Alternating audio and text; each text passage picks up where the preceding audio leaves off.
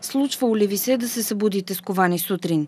Ако за здрав човек това е рядко явление, то за над 100 000 души у нас е кошмарно ежедневие.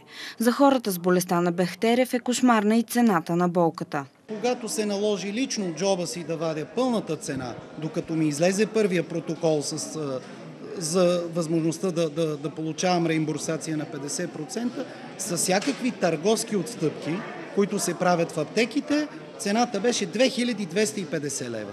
Медицината все още не е открила причината за възникването на анкилозиращия спондилит или болестта на Бехтерев.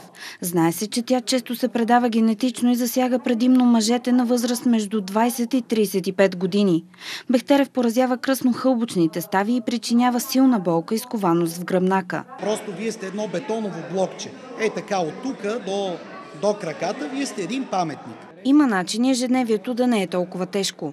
Необходими са скъпите биологични лекарства, както и постоянни посещения при кинези и физиотерапевт. Здравната каса поема 75% от препаратите.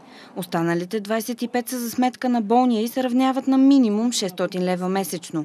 А критериите, които има здравната каса... Започва матч. Играем по някакви правила.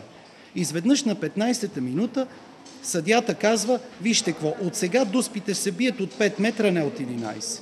Просто касата така ходом решава да си промени някакви критерии нейни. Болните от Бехтерев не искат милостиня, искат само да са пълноценни хора. Един от факторите това да стане реалност е ранната диагностика на болестта. У нас има само 50 ревматолози, които могат да установят Бехтерев.